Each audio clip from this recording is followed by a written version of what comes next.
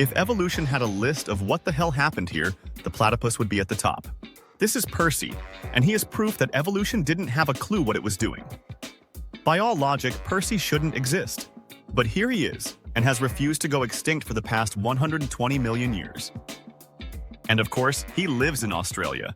He comes from the same place where spiders are the size of dinner plates, and birds can kick you into next Friday. At some point, nature could have made things simpler. But instead of dialing it back, nature went all in, making the platypus one of the most confusing creatures from down under. Percy completely ignored the rules of being a mammal.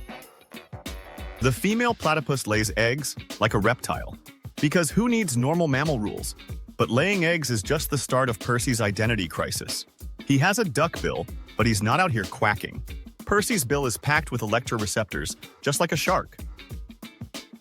Okay, so Percy is already confusing. But surely, at least he's harmless, right? Wrong. This weirdo is packing venom. But only the males boast venomous spurs on their hind legs, because why not make the platypus even weirder? And this stuff won't kill you, but the pain can last for weeks. It's like nature had a few spare parts lying around and thought, what the heck, I'll just stick it all on this critter. Oh, and did I mention? Percy glows under UV light. Because of course he does.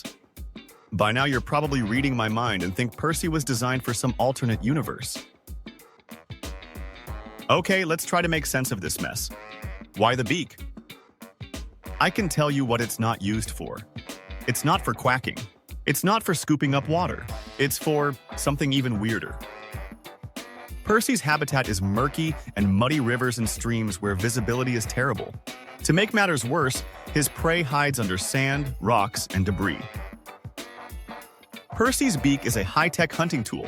It can sense tiny electric signals from prey. So now Percy can literally hunt shrimp, insect larvae, and small fish with his eyes, ears, and nostrils shut. And let's face it, if you ate some of the stuff he does, you'd probably want to do the same. But Percy's weirdness doesn't stop at his supercharged senses. Oh no. Evolution looked at this egg-laying, duck-billed, electricity-sensing mammal and thought, you know what's missing? A weapon. Because during breeding season, male platypuses don't just compete for mates, they straight up duel. And every single one of them comes armed with venomous spurs. So actually, even if it looks like it, evolution didn't just hand out random superpowers. Okay, but I still haven't answered the biggest question. Why does a mammal lay eggs? And not just lay eggs, but build entire underground nurseries deep inside hidden tunnel systems, where the eggs are carefully tucked into cozy nests of wet leaves. It turns out, Percy is part of an ancient mammal group called monotremes. And millions of years ago, when mammals were still figuring things out, these guys just never stopped laying eggs. Because it actually takes less energy than giving birth. Platypus babies hatch tiny and undeveloped, but they finish growing outside the mother's body, still feeding on her milk. Oh, and if you thought Percy was done being weird, nope, not even close.